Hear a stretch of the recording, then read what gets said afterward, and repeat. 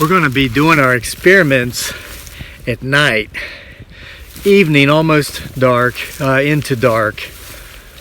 But I've got to show you where they are during the daytime, and it's 9:30 a.m. right now, but it's on the entrances are on the west side of the property.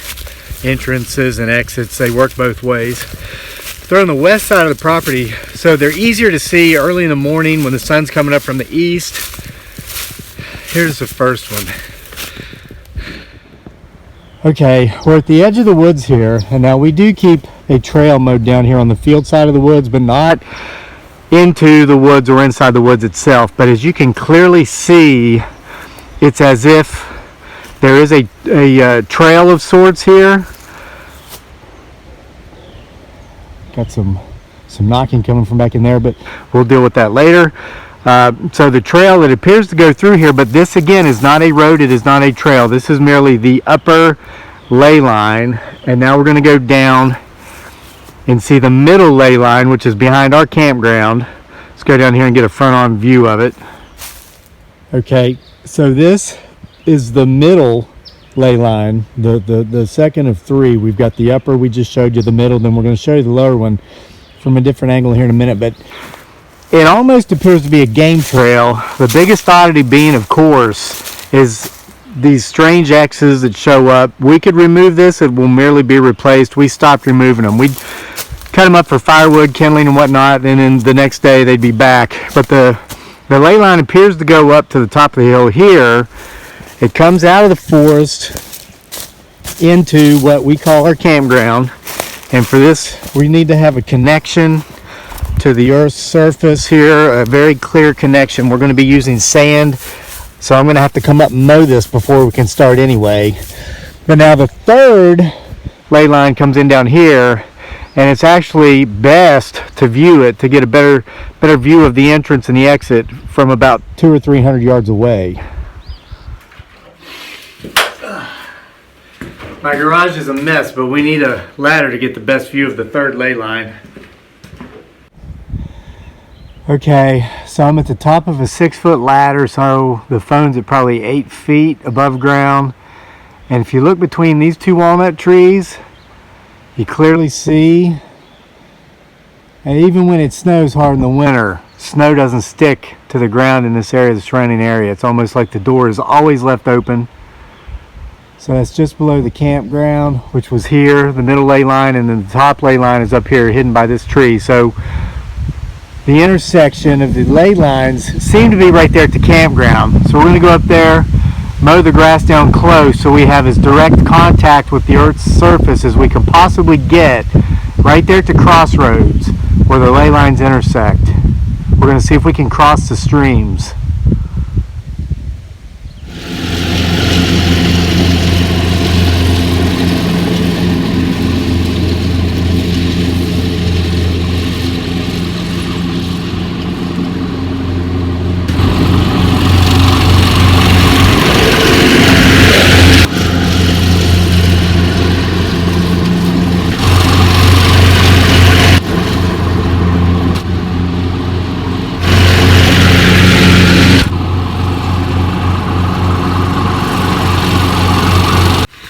That's going to give us about the best connection we can get.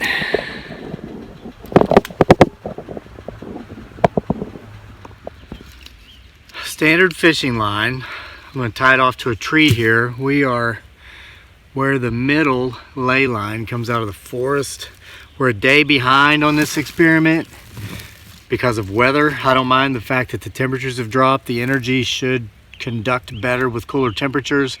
But it was too windy last night to do this. The wind could make things appear to move that aren't really moving if it wasn't for the wind, and we don't want any such results. And also, it wouldn't have been safe to build the fire. With the wind, it would have been a fire hazard. So let me run this line out.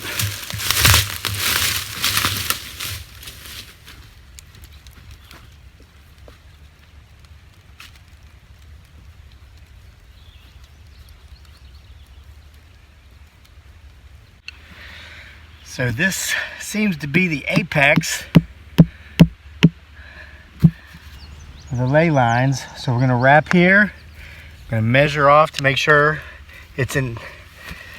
We want to be in perfect alignment. We want it to be in perfect alignment right here at the crossroads. I'm going to walk this up to where the top ley line comes out of the forest. We want to be right exactly in the center of the crossroads.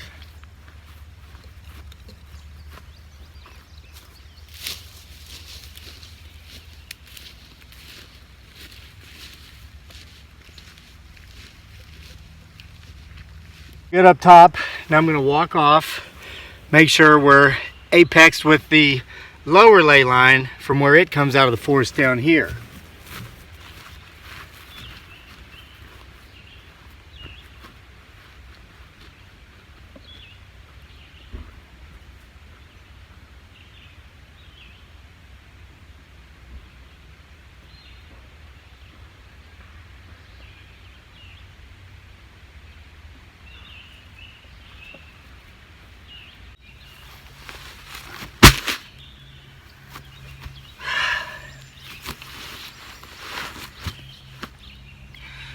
We have effectively set up shop, later of which we'll be setting up camp this evening right here at the intersection of the ley lines, right here at the crossroads, right at the apex.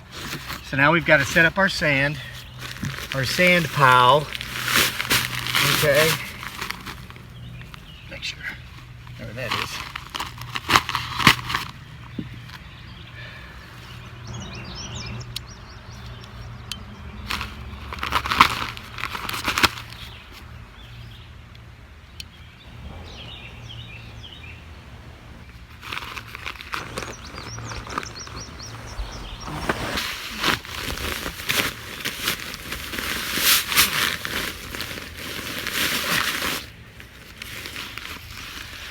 The sand's been sitting around in my woodshed for a couple of years. It's a bit moist, and that's okay because that'll make for an even better conductor for the energy.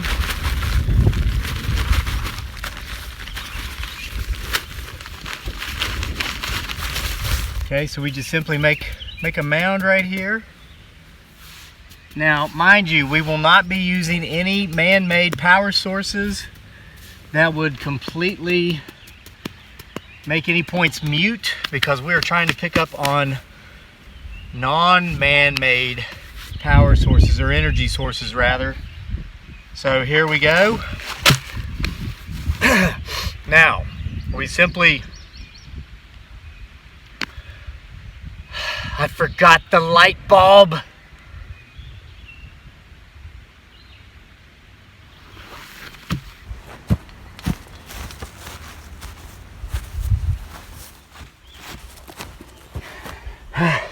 Okay. All right, so this is how this was supposed to go. 60 watt soft white, okay, just so you'll know.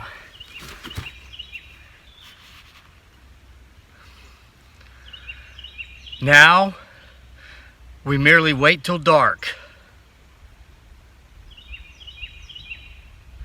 And then it was going to end there, and then we're going to come up just before dark, start a fire, maybe camp out for a while and do our thing. But man, we just got either an omen or some visitors. When I just went down to the house to get this light bulb, I just saw 2 birds in my yard like I have never seen before. So I got my Birds of Virginia handbook to look them up. This is the closest that comes to it. This is a summer tanager. Tanager, solid red. The females are like brownish yellow, but look, solid red.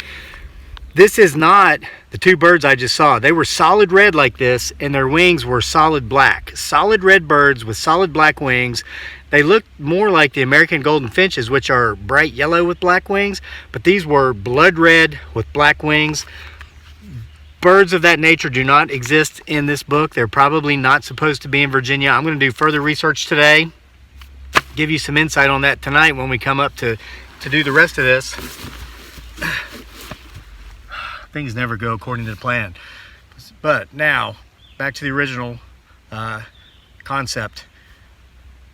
Now, we merely wait until dark.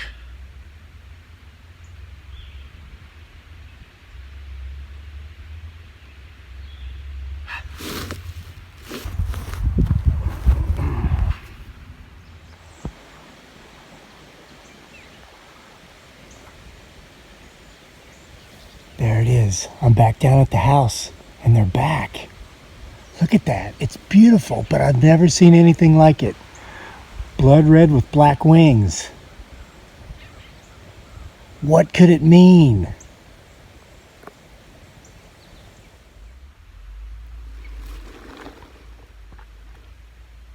Get my 6.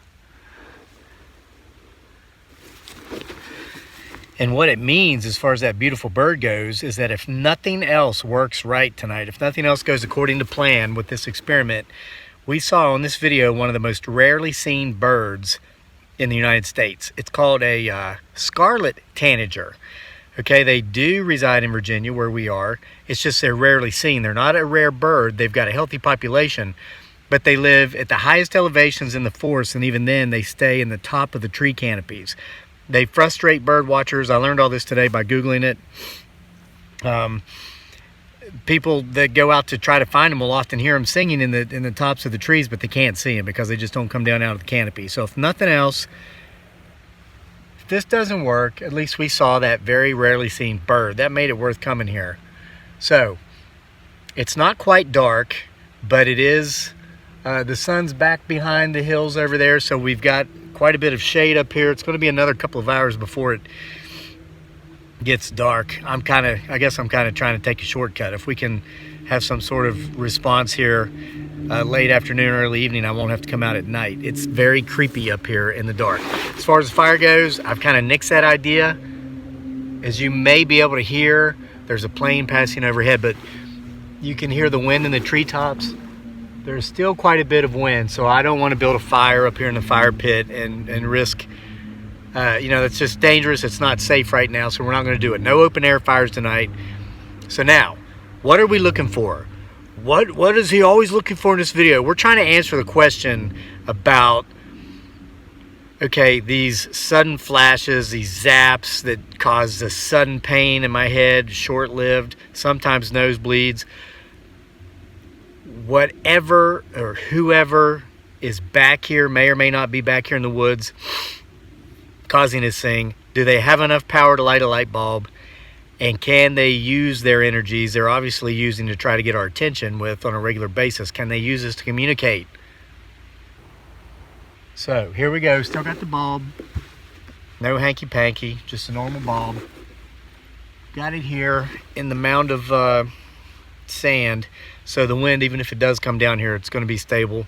No wires, no nothing anywhere. Okay, now, what is it we're looking for? Don't ask me. Let's ask him, her, it, or them. First question. Are you potentially a Bigfoot Sasquatch?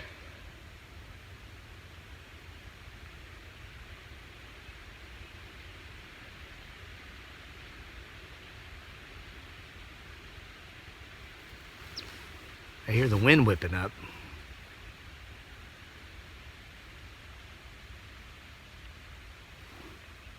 I'm not really seeing anything with the light though. Still might be too early. Might still be too bright out here. Of course, maybe that's not what we're dealing with.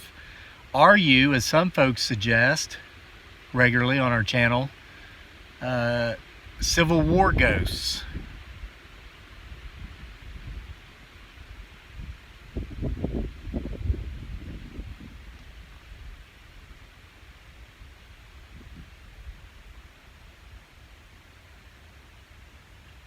Are you visiting us from the graveyard that's buried just inside the edge of the woods over here? Are you the those who perished in the Spanish influenza a little more than 100 years ago?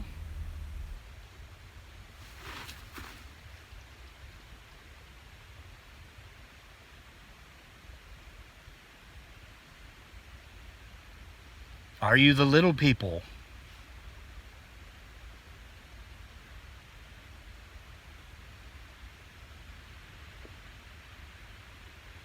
Do you enjoy moving things around and making us aware of your presence?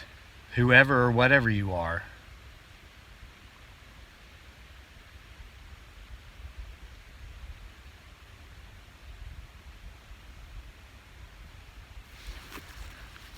Well,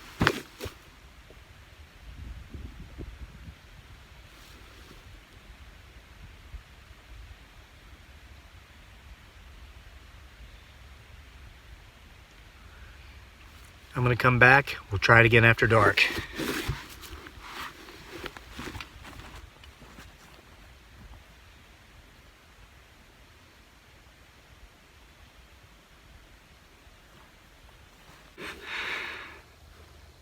Guys, it is full dark. There's like no moon. And it sounded like something followed me up the hill.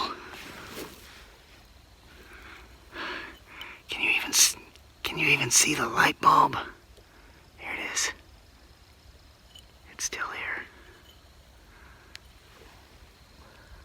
Oh my God. I feel like something was right here beside me. It's just my boot. Alright, so let's try this. Guys, I'm gonna make this quick. I'm scared. It looks like you can't see anything anyway. So, are you Bigfoot, Sasquatch? Potentially. Are you Civil War ghosts? Are you the ghosts from the graves in the woods from the Spanish flu, 1918?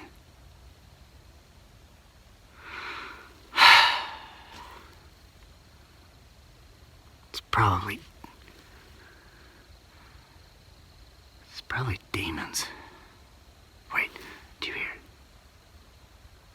Something's in the woods. Oh my God! Oh my God! Oh my God! Oh my God! Guys, I can feel something here.